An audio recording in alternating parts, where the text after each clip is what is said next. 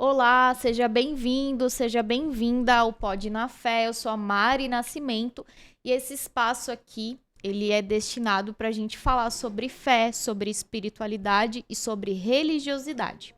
E hoje a gente vai falar de um assunto muito interessante. Eu estou aqui com o pastor Antônio Carlos. Bem-vindo, pastor. Obrigado, Mariana. Primeiro, agradecer por você tem uma agenda tão lotada e ter disponibilizado o seu tempo para estar aqui com a gente conversando Obrigado, é um prazer.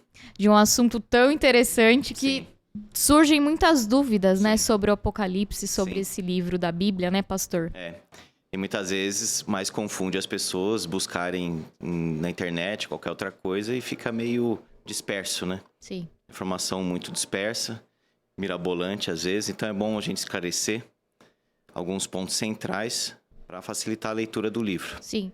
E pastor, fala pra gente um pouco sobre o seu ministério como pastor, como que surgiu isso na sua vida? Tá. Bom, eu ainda adolescente, acho que com uns 15 anos, eu tive um encontro real com o Senhor Jesus, lendo a Bíblia. Foi algo relativamente simples, no sentido de que eu estava lendo a Bíblia e entreguei minha vida para Cristo. Eu cresci na igreja presbiteriana, mas não tinha uma firmeza assim de fé, não tinha tido ainda um encontro real com o Salvador. E aí, lendo a Bíblia, estava começando a ler, e aí fui lendo bastante. E lembro uma vez, por exemplo, que eu li a negação de Pedro, fiquei inconformado dele ter negado Cristo. E Deus aplicou a sua palavra no meu coração, dizendo que eu estava também negando ele com a minha vida. E a partir dali entreguei minha vida para o Senhor Jesus. Comecei a estudar bastante a Bíblia, os livros e tal. Conversar bastante com pastores experientes.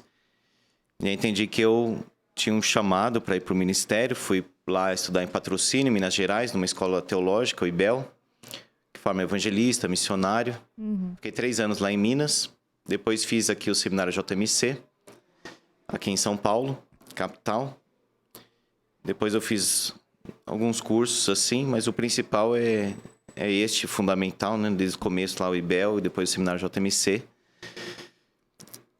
E depois eu dei aula também no EJA Mackenzie, no EJA. Dei aula lá de ética cristã, filosofia, sociologia. Lá educação para jovens e adultos. Então era um trabalho assim social, gostava bastante. Um trabalho maravilhoso assim para pessoa alfabetizar e tal.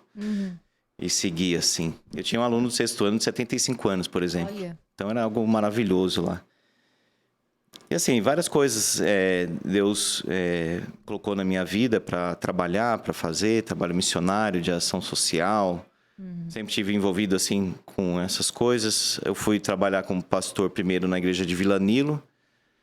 Aí a igreja de Vila Nilo pediu que eu cuidasse de uma congregação, que era um lugar pequenininho, já de Fontales. Depois organizou, aumentou mais. E depois eu voltei para Vila Nilo. E hoje eu estou aqui na igreja presbiteriana de Vila Nilo já há 10 anos, onde eu comecei também, depois voltei. E esse tem sido o meu ministério, pastoreio, o ensino da palavra, especialmente. A presbiteriana preza por isso, a pregação da palavra, o ensino, o estudo, o aprofundamento, doutrina. E tenho projetos paralelos, por exemplo, de trabalho como capelania militar, que eu tenho feito bastante, e algo que eu gosto muito. Inclusive, hoje eu estava lá. Que legal, pastor. E nesse seu estudo de teologia, Sim. vocês aprendem muita história também, né? Tá. Tudo coopera para você ter um conhecimento mais abrangente, sim, e não tão particular de um ponto específico. Tá. Então, no curso de teologia, pelo menos da nossa denominação, você estuda muito, não só teologia, mas muito filosofia. Tá. A gente lê muita filosofia. Legal.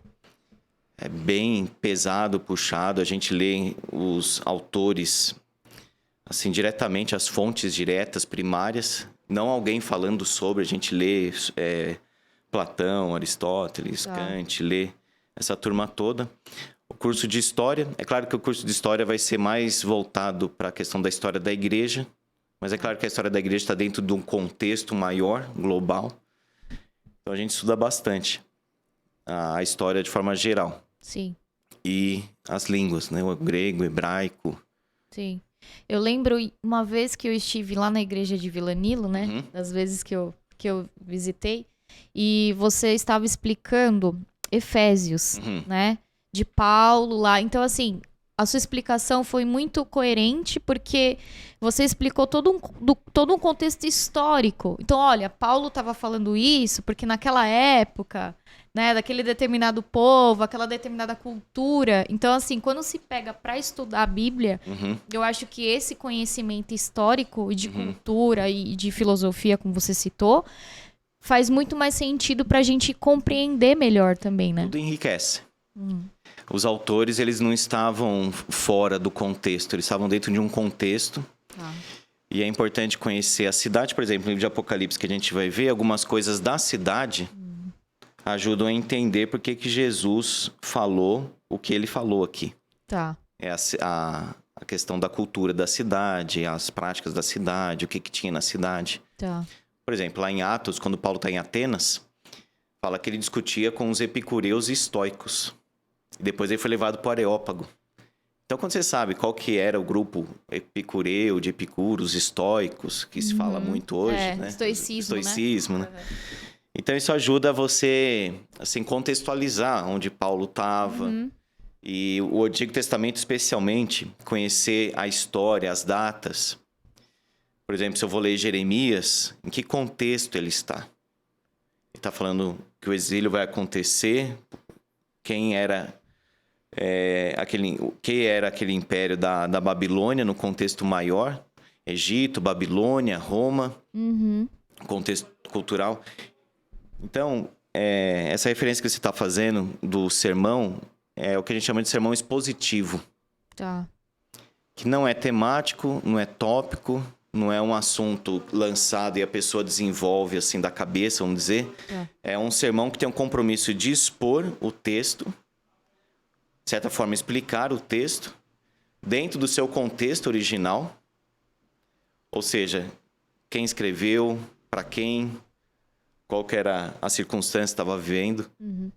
E também de acordo com a língua original, que a gente estuda muito, os textos originais, porque às vezes dá para aprofundar mais, ver detalhes ali, uma riqueza do grego e do hebraico. E antes da gente entrar propriamente nesse assunto, pastor, algo que eu acho muito interessante da Bíblia, porque assim, antes de estudar a Bíblia, para mim, a Bíblia era apenas um livro escrito por homens.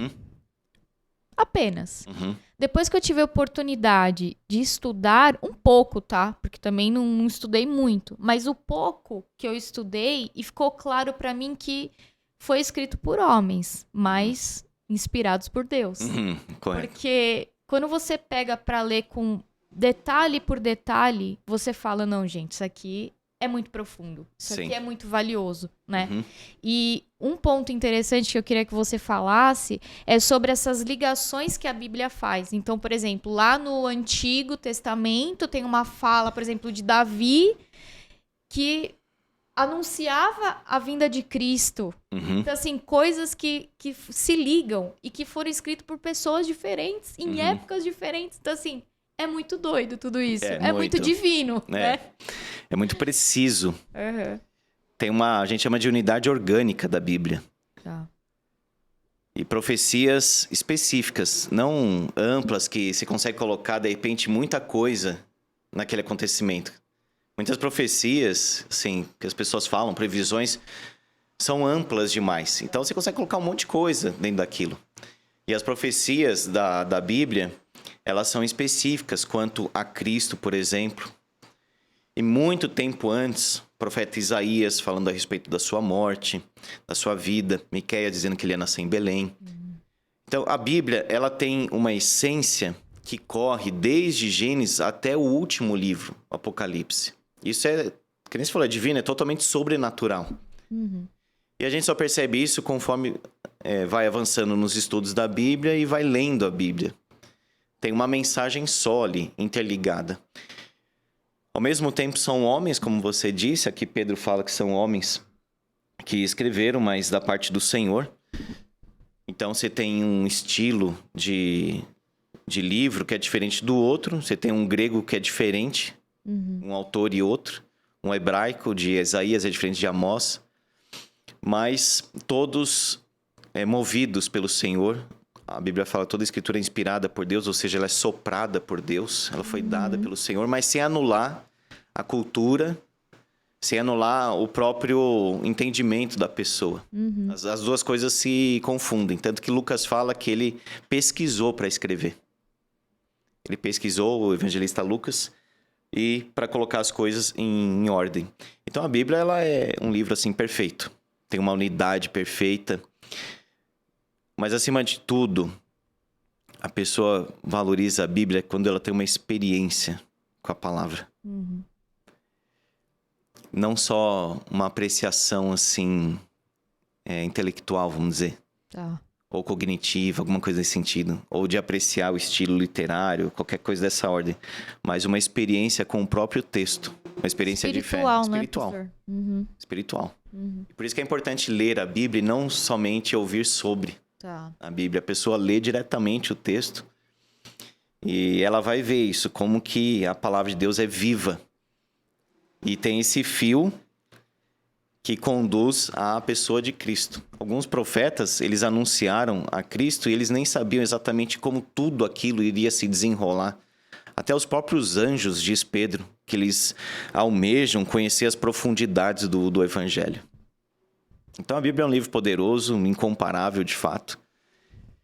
Um livro transformador, um livro que realmente pode fazer a diferença nas vidas. Sim. E agora entrando, né, no assunto Apocalipse, pastor. O Apocalipse foi escrito só pelo apóstolo João? Correto. Só por ele? Só por ele. Tá. Você acha que por que foi João que teve essa sensibilidade, a gente vai dizer assim, para escrever tudo aquilo? Inspiração, né, de Deus? Ótima pergunta. Primeiro que tem muita gente que vai questionar as autorias, né, dos livros da Bíblia. Geralmente são chamados de liberais porque eles tendem a ter, assim, uma dúvida, um questionamento sobre a fidedignidade do texto bíblico. Contudo, tem muita informação, tem muita prova. Inclusive, pessoas que viveram depois de João citaram este livro. Tá. A Bíblia é citada fora dela mesma, né, por vários autores. Então, João é o discípulo amado, ele escreveu o Evangelho de João, é o mesmo. João, as cartas, 1ª, 2ª e 3ª e o Apocalipse, mas em tempos diferentes. O Apocalipse é o último livro da Bíblia, ele é colocado lá por volta do ano 90, até 100 no máximo, depois de Cristo, era cristã. E ele estava exilado, ele estava numa ilha chamada Patmos. Inclusive ele fala aqui, achei-me na ilha chamada Patmos, por causa da palavra de Deus e do testemunho de Jesus. Ou seja, ele estava sendo perseguido por ser cristão. Tá. Então, esse pano de fundo de perseguição é fundamental para entender o Apocalipse. Tá. Porque foi escrito para uma igreja que estava sendo perseguida, duramente perseguida. Não era nem no período de Nero, foi depois, Domiciano, era o imperador. Mas a perseguição estava muito intensa sobre a igreja. Uma perseguição terrível de morte, de confiscar os bens e muitas outras coisas. Então ele estava nessa ilha, então tinha literalmente uma ilha, lá no mapinha você tem lá a ilha, porque às vezes as pessoas imaginam que tudo é muito espiritual, deve ser algum lugar então, existencial, né? É o contexto histórico, histórico mesmo, né? Aconteceu. Né? Aconteceu dentro de um lugar, numa terra, tinha uma pessoa ali. E não uma coisa tudo figurada, assim, simbólica, não. Tava ali, tinha essas 7 igrejas, Éfeso, Esmirna, Pérgamo, Tiatira, Sardes, Filadélfia e Laodiceia, são 7. Tá. E essas 7 igrejas, elas seguem, assim, uma rota. Então, o carteiro, vamos chamar assim, porque são cartas, ele ia entregar as cartas dentro dessa ordem. Se você ver o mapa, tá exatamente nessa sequência, assim, as cidades. Tá. Éfeso, Esmirna, Pérgamo, Tiatira, Sardes, Filadélfia e Laodiceia, que era a última. Então ele estava lá e o Senhor Jesus apareceu para ele e entregou essas visões para encorajar João e a igreja. Então, normalmente as pessoas falam que o livro de Apocalipse é um livro catastrófico, terrível, né, medonho, que não é pra ler, senão tem pesadelo à noite, né? Essas coisas desse nível, assim. É bom ler salmo, porque aqui, né? Mas pelo contrário, aqui é um nível de encorajamento para a igreja que está sofrendo. Tá. Inclusive, quando eu estava estudando Apocalipse no seminário, eu sempre gostei muito desse tema. E pude ler bastante sobre isso. Teve um dia que eu fiquei até sem dormir, lendo assim, lendo. E muito tocado pela mensagem. Lembro uma vez que eu até chorei, porque é algo que toca realmente o coração, o que ele estava passando ali, a perseguição, a ilha, ou seja, isolado. Essa é a ideia da ilha, um isolamento. E a igreja sendo perseguida, e aí o Senhor Jesus aparece para mostrar para João que ele reina. Essa é a mensagem do livro de Apocalipse. Eu estou no trono e eu governo todas as coisas. E aí ele teve várias visões. E aí ele foi tendo uma sequência de visões. Você acha que a ordem dessas visões que Jesus mostra a João tem uma sequência lógica ou não? Tem, total. Tá. Bom, primeiro, o nome do livro, Apocalipse. Hoje, essa palavra, as pessoas usam assim, de uma forma estranha ao contexto original aqui. Ou seja, diferente. Então, quando acontece uma catástrofe, as pessoas falam, não, foi algo apocalíptico. Isso. Mas a palavra apocalipse, inclusive a primeira que aparece aqui em português e no grego também é revelação, é apocalipse. Apocalipse é revelação. Tá. As Bíblias em inglês, o título não é apocalipse, é revelação. Então, revelação, apocalipse, no grego, é expor, mostrar. Tá. É tirar algo e deixar, assim, a evidência. E aí, no primeiro capítulo, João, ele recebe essa mensagem de amor. Olha só, aquele que nos ama. Bem-aventurados aqueles que leem, ouvem e guardam as coisas escritas. Então, primeiro ele tem uma visão do Cristo glorificado, no capítulo 1. Tá. Claro que não é literal, porque você tem uma espada aqui saindo da boca do Senhor Jesus. Você tem olhos de fogo, coisas assim que são simbólicas para mostrar com mais clareza a profundidade do poder dele. Entendi. Aí no capítulo 2 e no 3, você tem as cartas às igrejas. Tá. Então isso é literal, ele não está tendo uma visão, colocando algo na cabeça dele. O anjo está ditando para ele. E ele escreveu para destinado às igrejas. Às igrejas. Tá. Ao anjo da igreja em Pérgamo escreve, essas coisas diz aquele, aí vai. Tá. A visão começa no capítulo 4, quando ele tem a visão do trono, onde Deus é adorado por ser o Criador. No capítulo 5, o Senhor Jesus, nós temos ali a adoração pela redenção. Digno é o Cordeiro que foi morto. Tá. E João chorava no capítulo 5 porque ninguém era digno de abrir o livro e desatar os selos. E aí aparece que Jesus é digno. Só ele é digno de abrir o livro e aí desenrolar a história. Os juízos que devem cair sobre... É uma representatividade isso, né?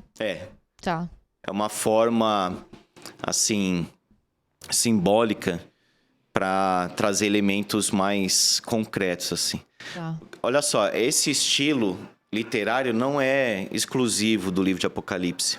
Tem um livro até do Reverendo Hermes, tem muito bom que ele trata sobre isso, que esse estilo de literatura já aparece no período interbíblico, que o povo foi para a Babilônia, pro exílio, e depois voltou e construiu o templo novamente e tal, aí nasce João Batista, nasce Jesus. Tá. Então é um período interbíblico de 400 anos. Entre a reconstrução do segundo templo e o nascimento de Cristo, vamos dizer assim. Então, nesse período, já começou esse estilo literário. Tá. Então, são visões extraordinárias. Você tem dragão, besta fera. Isso. Você tem aqui mar, que também é figurado. Você tem fogo, elementos assim. Uhum. Então, tem momento que você pode observar que a metáfora é para aprofundar uma ideia. Por exemplo, os olhos de Cristo são como chama de fogo. Olha aqui, olhos como chama de fogo. Uhum. Sua cabeça e cabelos eram brancos como alva lã, ou seja, experiência. neve. Os olhos como chama de fogo, ou seja, ele penetra o nosso ser, ele alcança o que nós estamos pensando. Os seus pés de bronze, ou seja, ele é juiz, ele tem poder para esmagar os seus inimigos. Aí, Mariana... Acho que quis dizer a grandeza do Cristo, a grandeza. né? Uhum. E essas imagens, assim, extraordinárias, elas têm um poder de fixação na memória muito grande, porque você imagina algo, assim, extraordinário. Tá. Tanto que o pessoal de memorização, eles falam isso. Se você quer gravar alguma coisa, imagina uma história um tanto inusitada. Coisas diferentes. Então, essas imagens que já tinham no livro de Daniel, já tinha no livro de Ezequiel, nesse período interbíblico, essas imagens ficam gravadas. Você tem ali uma besta com 7 cabeças, chifres. Tá. Para simbolizar autoridade, poder, são símbolos. Certo. E aí eu acho que tudo isso que João viu, que lhe foi mostrado, a emoção que ele sentiu, ele colocou no texto, né, pastor? Sim.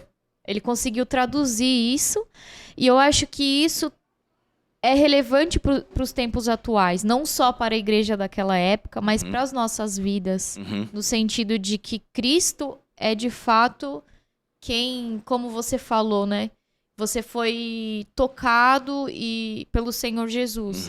E eu acho que é justamente esse o ponto, da gente ter esse estralo, que é a conversão, né? Que a igreja fala. Sim. É isso, né?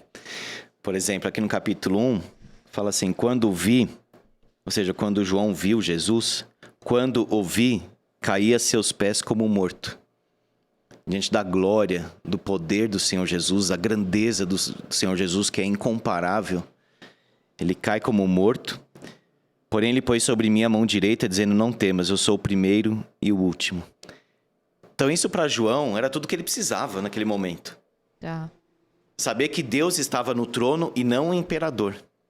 Entendi. Que o Senhor reina e que a vitória é certa, apesar do que a igreja estava passando. Então é um livro de consolo, porque, por exemplo, Jesus fala que muitas vezes ao vencedor, aquele que suportar tudo isso por amor do meu nome, etc. Eu vou dar isso, eu vou dar aquilo. Sempre tem promessas aqui. Tá. Então é um livro que mostra a tensão do povo de Deus e o império das trevas. E parece que o império das trevas, ou a maldade, as pessoas falam isso hoje até, né? Não, parece que o mal está prevalecendo, vai ganhar. Sim. Parece que o que faz coisa errada parece que se dá melhor. Então, os cristãos, eles poderiam sofrer essa tentação de negar Jesus, negar a adoração ao imperador. Esse é um contexto importante da carta. Porque a adoração ao imperador era obrigatória. Você tinha que se prostrar diante do imperador.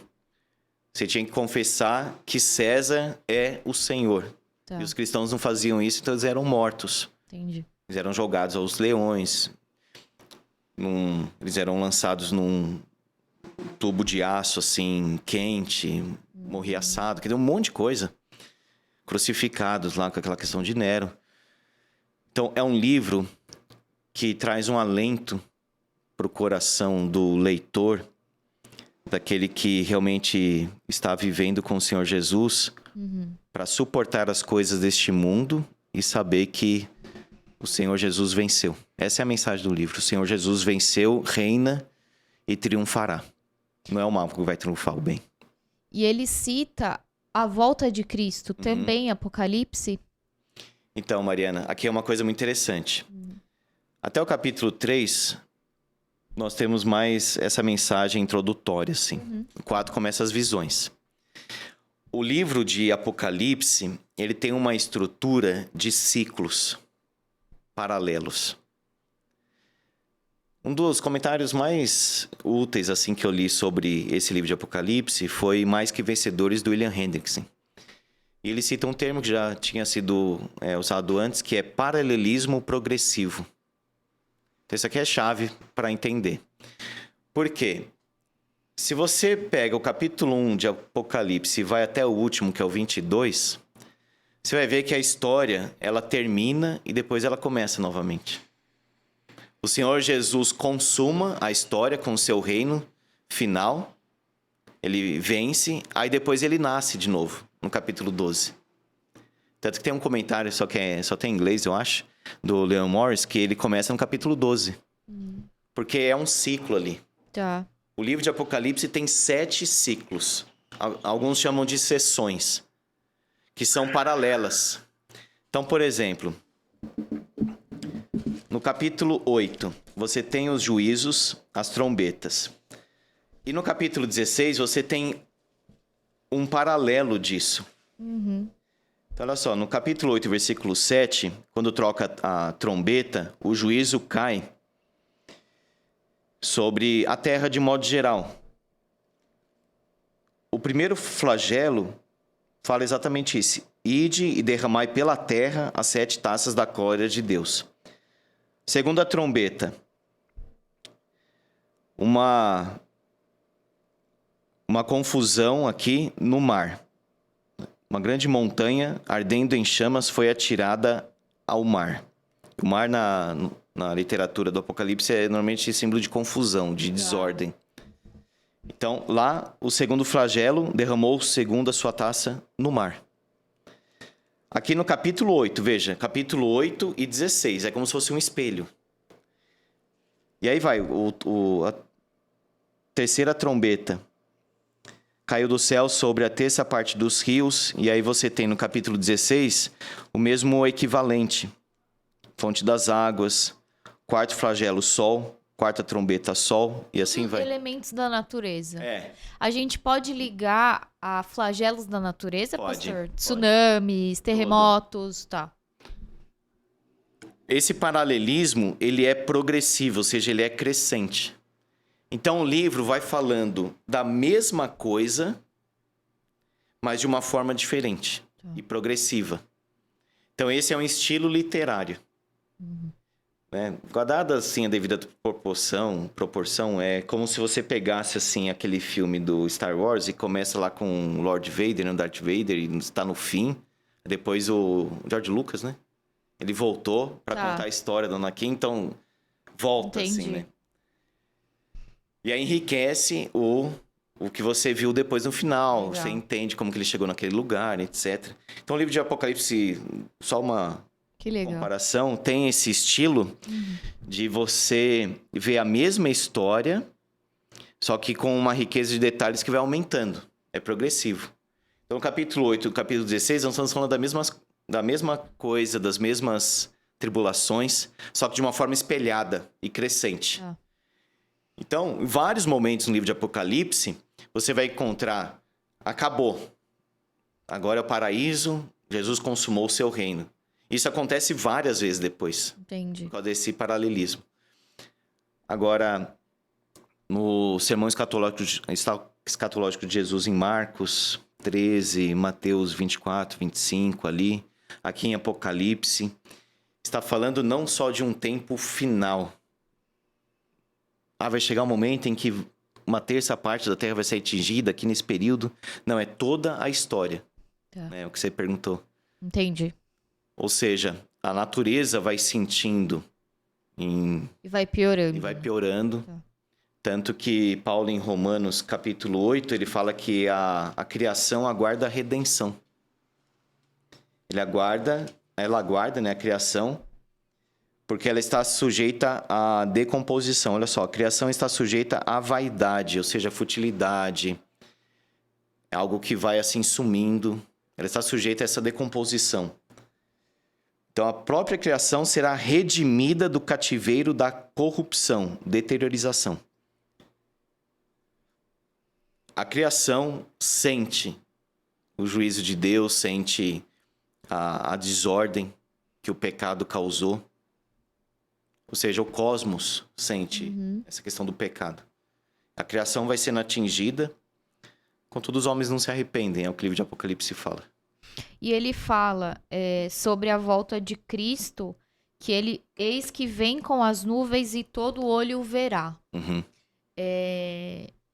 De fato será assim, pastor? É o que está escrito dessa forma?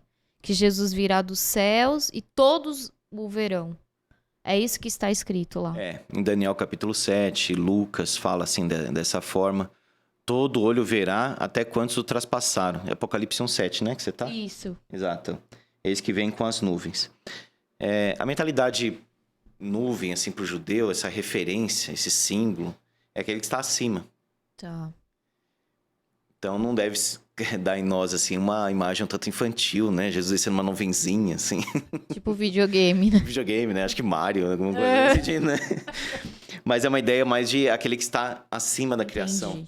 Entendi. Acima das nuvens, o Altíssimo. Tá. Como o judeu falava, aquele que está acima de todos. Entendi. Eis que vem com as nuvens, aquele que está acima e vem.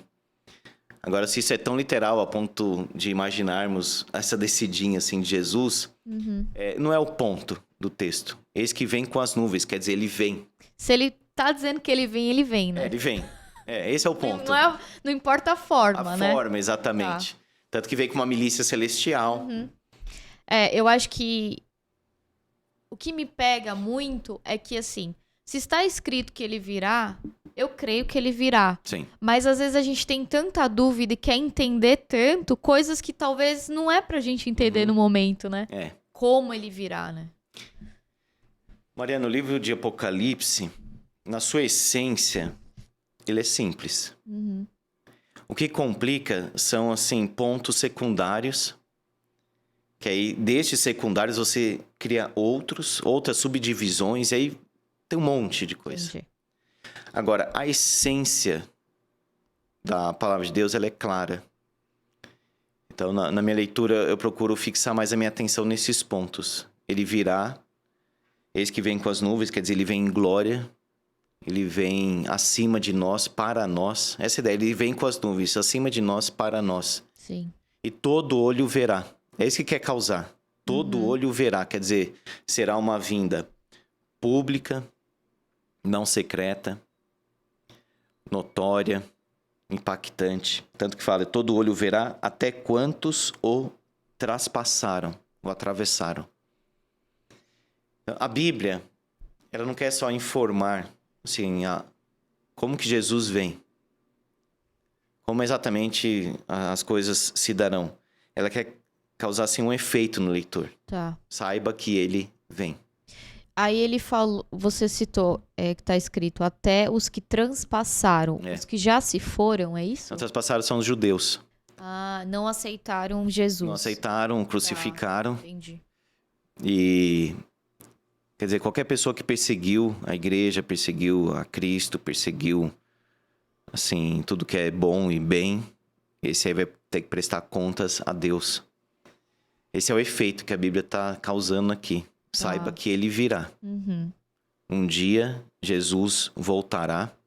E aí no capítulo 20 ou 21, acho que é o 20, tem um grande trono branco onde Jesus se assenta para julgar. Essa ideia do branco. As cores também são importantes, os números são importantes no Apocalipse. O trono branco é o trono da pureza e da justiça. Tá. Então todos são reunidos diante dele e aí ele julga. Tá. Isso não é só para a pessoa saber que vai ter um dia, um trono branco, Jesus vai sentar lá e tal. Como se ele estivesse imaginando um filminho. É para ter um efeito nele. Sim. Eu vou prestar contas a Deus da minha vida. Isso. Eu não posso viver de qualquer forma e achar que no final dá tudo certo. Eu preciso me arrepender hoje dos meus pecados. Entregar minha vida para o Senhor. Ter uma vida correta. Porque eu vou prestar contas a Deus. Vai ter um tribunal. Tá. Que será estabelecido. Eu acho que é ter um propósito espiritual, né? Que você não tá aqui a passeio, né? E você se dedicar ao bem, né? Que eu acho que é isso que nos move. Que é o que Jesus tanto pregou, né? Do amar ao próximo, né? Com os exemplos dele, Sim. né? Eu ia perguntar outra coisa, me fugiu agora. Sobre a volta do Cristo. Bom, já eu lembro, mas vamos pro próximo aqui. Tem um trecho aqui também, Apocalipse 2, versículo 4. Tá. Tenho, porém, contra ti que abandonaste o teu primeiro amor. O que significa esse de abandonar o primeiro amor que ele cita? Primeiro, essa carta foi escrita para a igreja de Éfeso. E você tem a fundação de Éfeso no capítulo 16, se eu não me engano, de Atos. Deixa eu ver aqui rapidinho. Tá. Que era um lugar da Grécia, né, literal.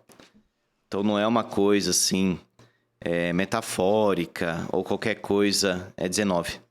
Era um espaço real. Um espaço real, uma cidade chamada Éfeso, onde tinha a grande deusa Diana. Era chamada Diana dos Efésios, capítulo 19, Paulo prega lá. Ele sofre uma perseguição porque tinha umas miniaturas do templo que eram vendidas. E as pessoas que seguiam esse caminho de idolatria estavam abandonando o caminho. As pessoas não estavam comprando mais também essas miniaturas do templo que eram famosas. Tamanho impacto do evangelho na vida das pessoas. Então fundou a igreja nesse contexto aí, só resumindo, muitas pessoas praticavam artes mágicas lá. E quando teve esse avivamento espiritual, as pessoas foram na praça e queimaram os livros de mágicas. Valor enorme, mesmo assim elas queimaram. Então essa igreja passou por um avivamento muito forte. Tá. Elas amavam muito o Senhor Jesus. E começaram a pregar o evangelho. E depois Paulo escreveu a carta à igreja de Éfeso, carta aos Efésios. Então veja essa questão da relação da Bíblia, né? A carta aos Efésios. E Timóteo trabalhou em Éfeso. E Paulo fala muito para Timóteo ter cuidado com os falsos mestres. Aqueles que ensinavam o que estava em desacordo com a palavra de Deus. Ou seja, heresia. Ele tinha que combater os falsos mestres. Tá.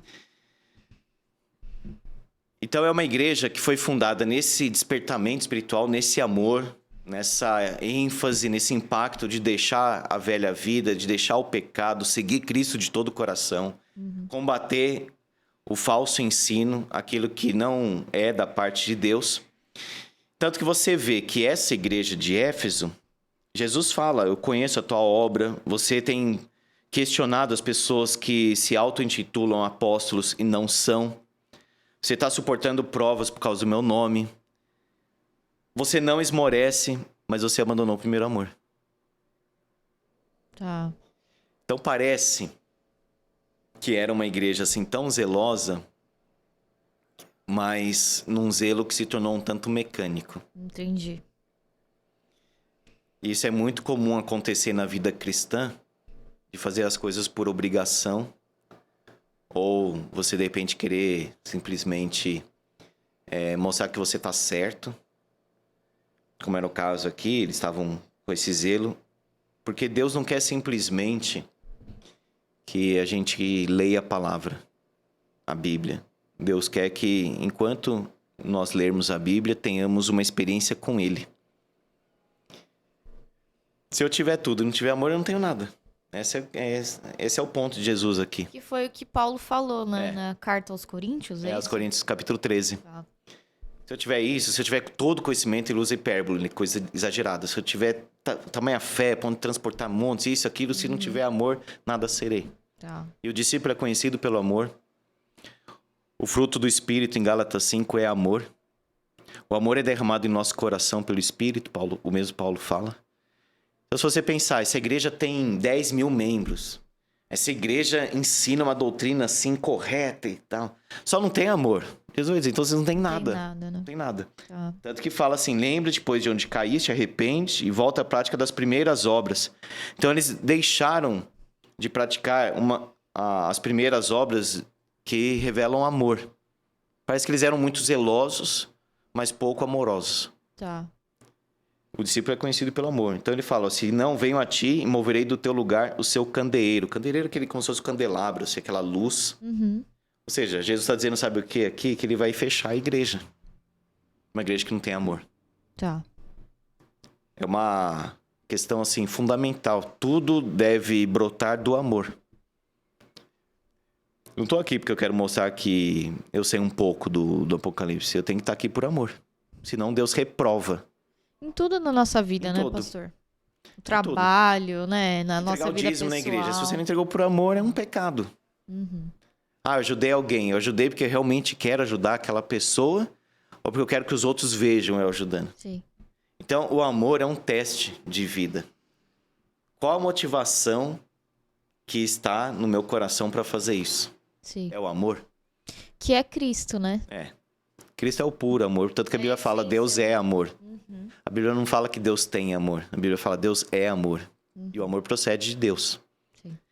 Então, quem quer realmente ter uma experiência com amor, quem quer realmente saber o que é amor, Deus é amor. Tem outro trecho bem interessante, que é o capítulo 3, versículo 15 e 16. Porque és morno, estou a ponto de vomitar-te da minha boca.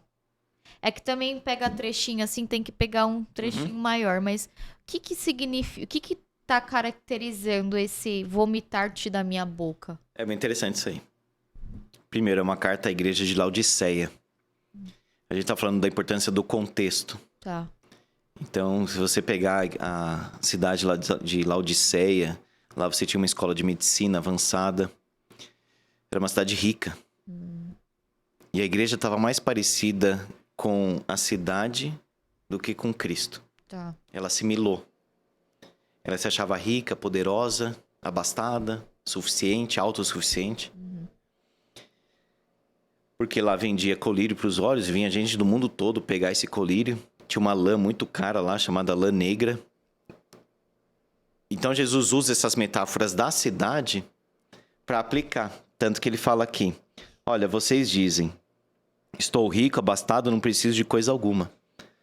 E nem sabes que tu és infeliz? Sim, miserável, pobre, cego e nu. Veja, cego, na cidade tinha a questão do colírio. Nu, tinha essa lã. E tava nu, né? Tava nu. Então, assim, é uma metáfora muito profunda. Nossa, bem Pra... profundo mesmo. Porque quando a gente traz elementos, assim, da vivência da pessoa, Cristo fazia muito isso. É mais impactante, é mais claro, dá uma referência, a pessoa liga as coisas. Então, naquela cidade, tanto que Jesus fala depois, vestiduras brancas para te vestires, a fim de que não seja manifesta a vergonha da tua nudez, colírio para ungires os olhos, a fim de que vejas. Jesus estava dizendo o seguinte, vocês precisam do que eu posso oferecer.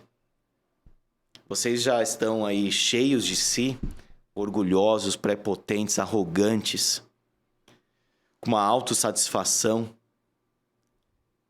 já satisfeitos com as riquezas, com as posses, mas eu posso dar a verdadeira riqueza. Tanto que a pessoa às vezes é rica e é profundamente infeliz. Sim.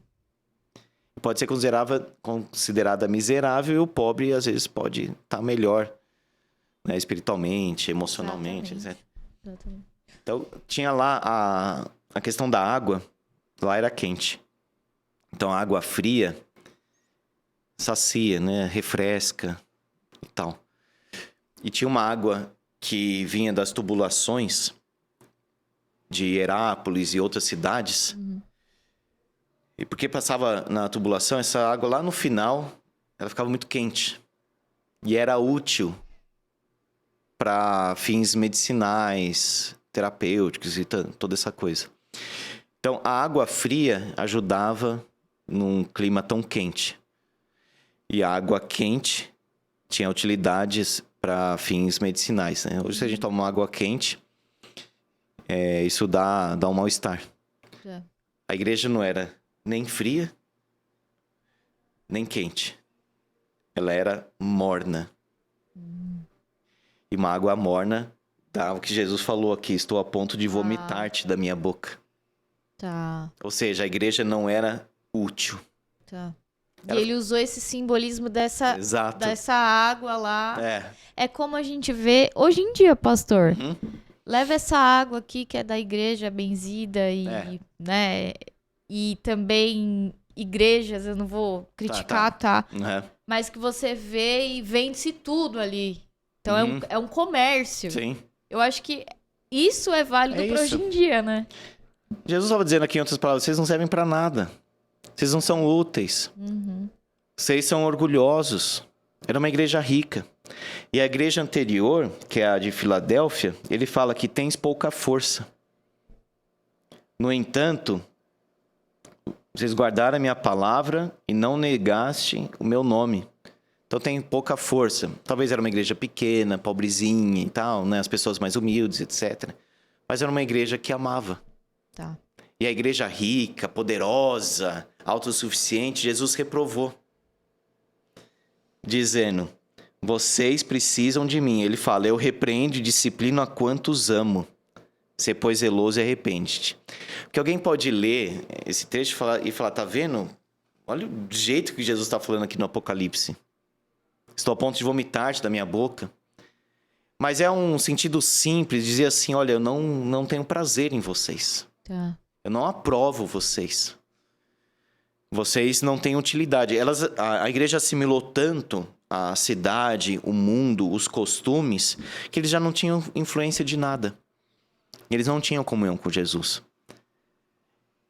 Então tempera essa palavra mais forte, Jesus, estou a ponto de vomitar-te da minha boca. Essa outra palavra que fala assim, eu repreendo e disciplino a quantos amo.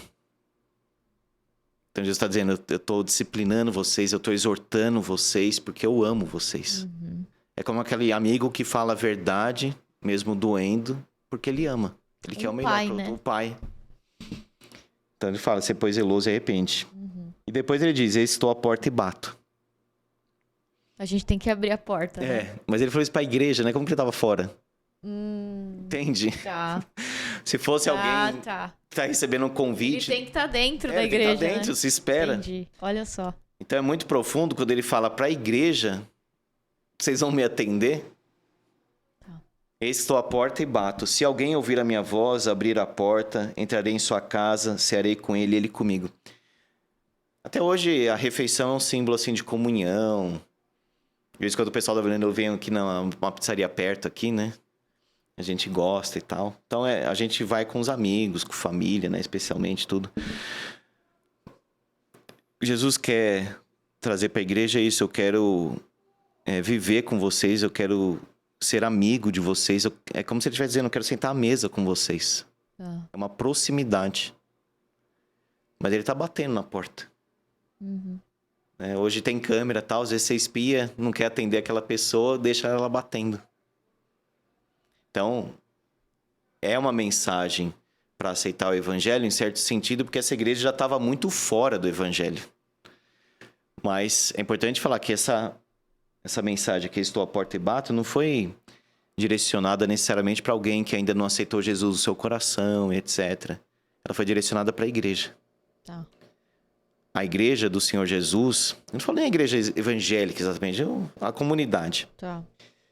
Pode estar tão afastada dos princípios do evangelho, dos ensinos de Jesus, que ela fica descaracterizada. Parece que Cristo não está presente ali mais. Uhum. Você vê certas atitudes, posturas, negociação dentro da igreja, comércio dentro da igreja.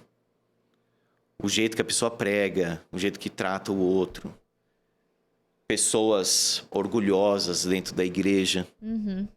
Como é o caso aqui, as pessoas ricas, autossuficientes. Não preciso de coisa alguma. Então isso é totalmente fora do espírito de Cristo. Uhum. Da vida do discípulo. Então Jesus coloca, eu estou à porta e bato. Se alguém abrir, eu vou cear com ele, ele comigo. Então Deus não é um Deus de longe, no sentido assim, ele não está aqui no nosso meio. Ele é de longe, no sentido de ser maior, mas também de perto. Sim. Ele é nosso amigo.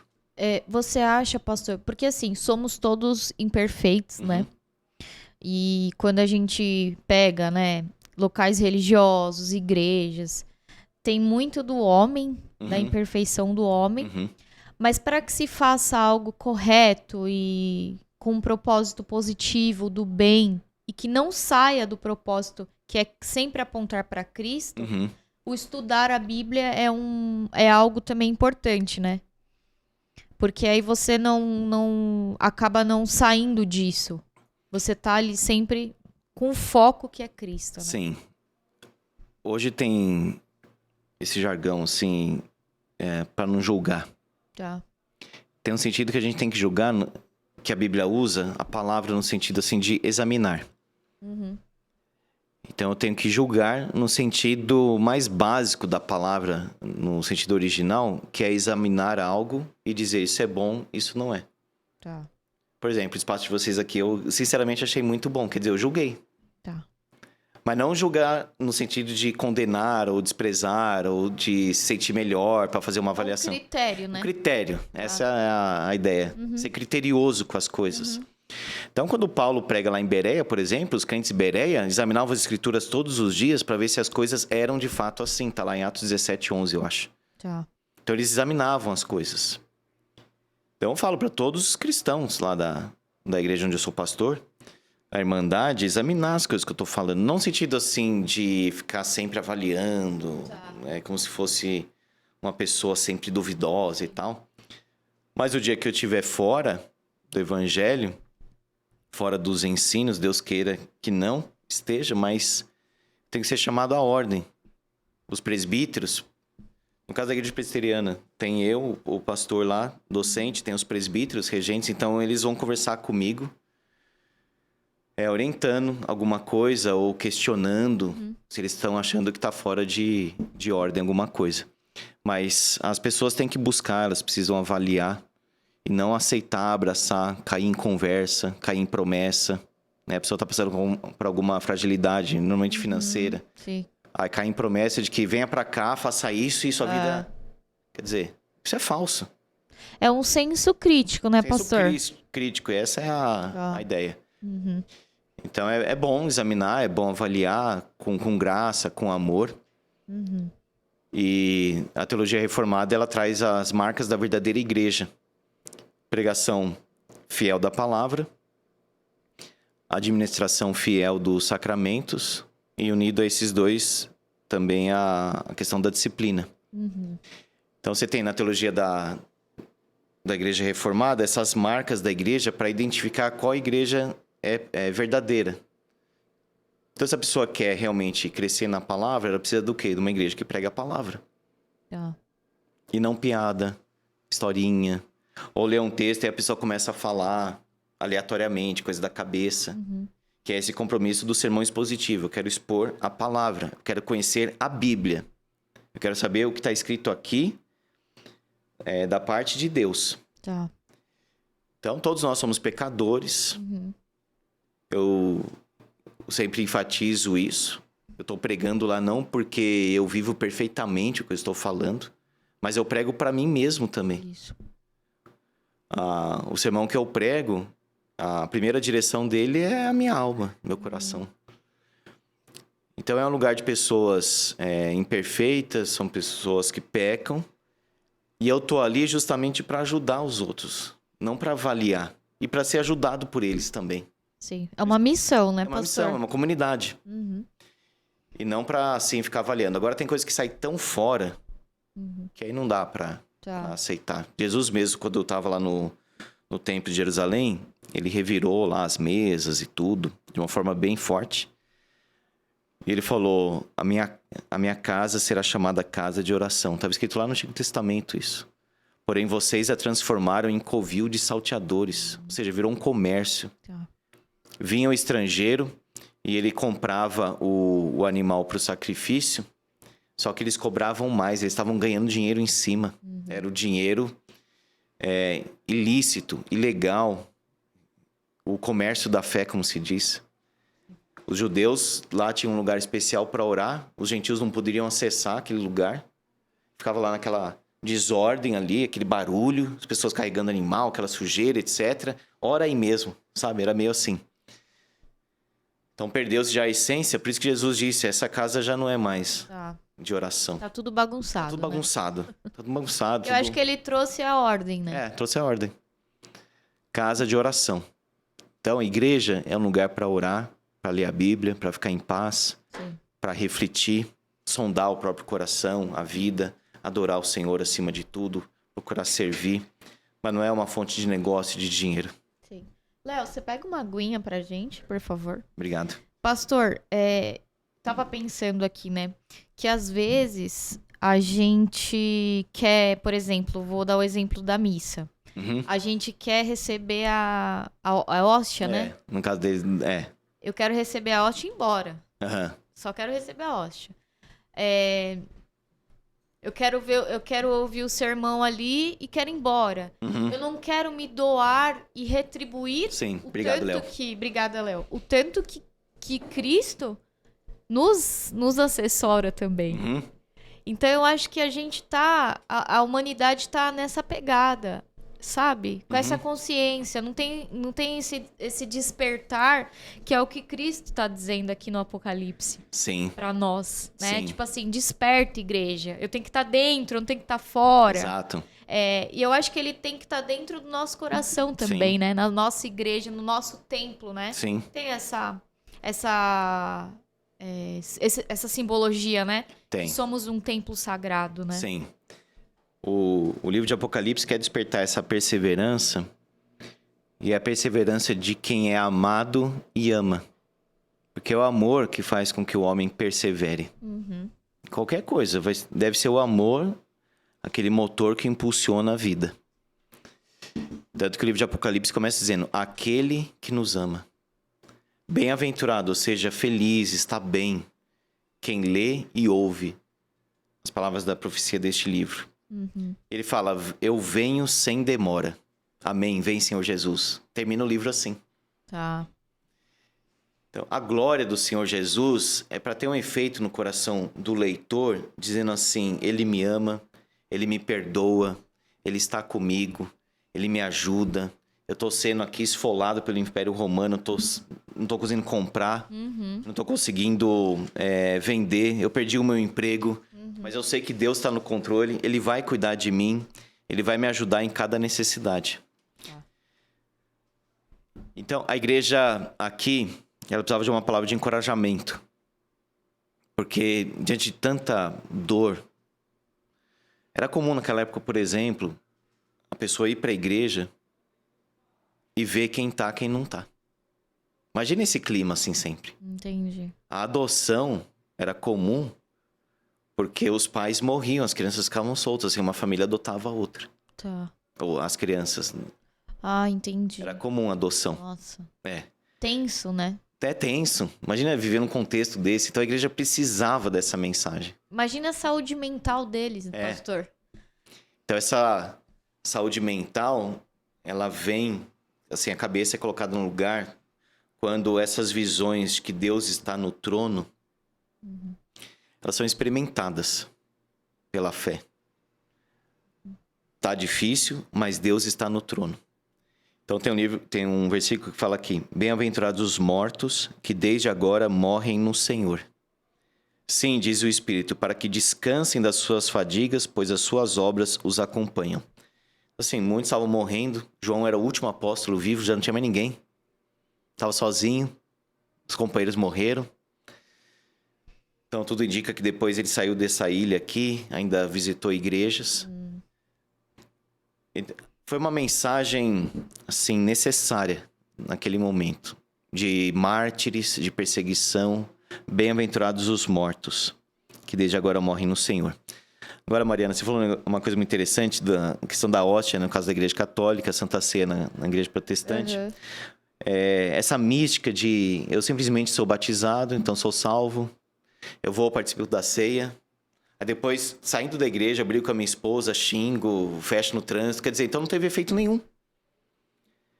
No domingo, canto louvor, mas na segunda não trato as pessoas direito, não tenho amor com ninguém, quer dizer, não está adiantando nada aquela Santa Ceia. Então, 1 Coríntios, capítulo 11, que é o capítulo que Paulo fala da Santa Ceia, Paulo cita que, numa refeição comunitária, alguns irmãos não estavam esperando os mais pobres, que precisavam comer. Eles comiam antes. Até Paulo fala, vocês não têm que comer em casa, que tá afobado. Quando iam participar da ceia, Paulo disse, vocês não estão participando da Santa Ceia do Senhor. É como se estivesse comendo um pedacinho de pão e vinho, no caso do vinho. Então, se não tem a comunhão, e Paulo fala, nós participamos da comunhão. É o cálice da comunhão. É comunhão com o Salvador e é comunhão com o próximo. Então, lá eles estavam desprezando os pobres. Tanto Paulo fala, vocês desprezam os que nada têm. Vocês são orgulhosos porque têm dons espirituais, mas não têm amor. E aí quer participar da Santa Ceia. Então, hoje, infelizmente, a igreja evangélica, boa parte tende a isso. Uma pessoa uma vez me falou até nesses termos, olha, eu não creio em nada, eu tô com uma vida torta, mas eu queria que você orasse em favor disso aqui e tal. Quer dizer, ele achou que a minha oração é suficiente para o problema que ele tem, e não ele corrigir a sua vida e ele mesmo orar. Tá. Então as pessoas colocam a sua fé em símbolos, em participação assim de algo sacramental. Sim. Então estou simplesmente absorvendo aquilo, ou de repente abrir a Bíblia num Salmo 23 ou 91 e deixar lá. Não, mas se eu não tenho experiência com o Deus do Salmo 23, não vai adiantar. Não adianta deixar aberto. Deixa aberto ali. Tá. Então o livro de Apocalipse quer trazer essa realidade para a vida cristã. Sim. Não só conhecer o Senhor, te ouvir falar e não aguentar a perseguição, mas suportar. Porque vai vencer. Vai chegar no final da jornada e dizer, valeu a pena tudo que eu passei. Eu morri, eu derramei o meu sangue por Cristo, porque eu não neguei o Senhor. Né? Muitos cristãos lá têm relatos disso, os soldados romanos eram cruéis. Nega Jesus. Aí o cara não negava, cortava o dedo, umas coisas assim que não vou nem ficar... Muito sofrimento, Muito. né? Eles passaram, né? Aí eles cantando hinos no sofrimento, na dor. Aí cortavam a língua deles, até pra pessoa morrer de tanto sangrar. Tá. Então os outros vendo isso, poderiam dizer, eu vou negar Jesus, eu não vou aguentar mais isso. Tá. Imagina um pai vendo seu filho morrer na frente dele. Então a perseguição estava tão severa que a igreja precisava dessa mensagem. Por isso que não é um livro catastrófico, é terrível.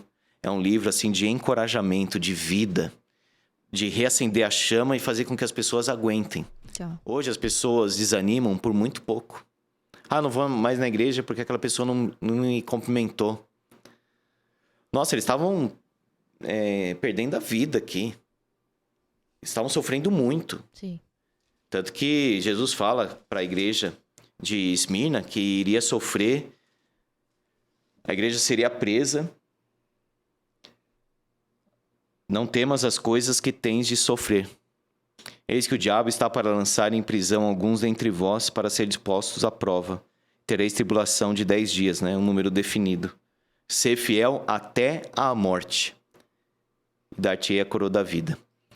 Esse texto, ser fiel até a morte, muitas vezes as pessoas falam ser fiel até o dia que você morrer. Mas tem um acento aqui.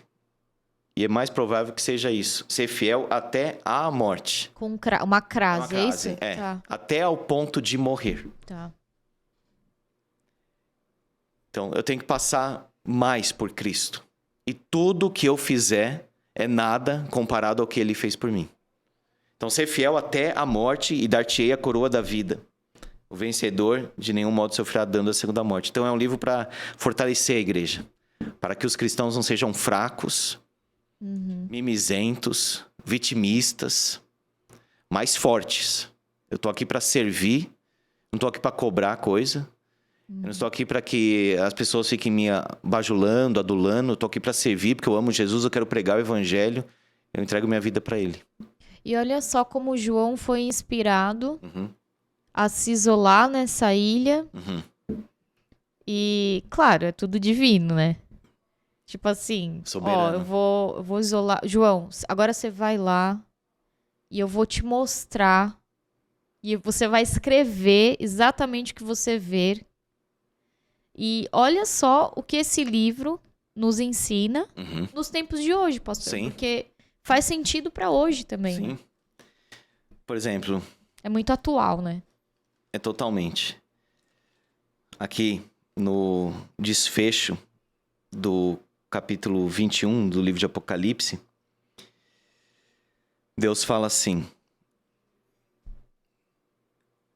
que Ele vai enxugar dos olhos toda lágrima, e a morte já não existirá. Já não haverá luto, nem pranto, nem dor, porque as primeiras coisas passaram.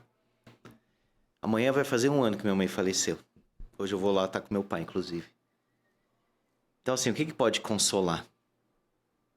Saber da promessa de Deus, de que lá não haverá mais lágrima. A palavra enxugar aqui é como se fosse secar mesmo. Dos olhos a lágrima. Lá não vai ter a morte, luto, pranto, dor. Ou seja, é outra realidade que nos espera. É outra experiência.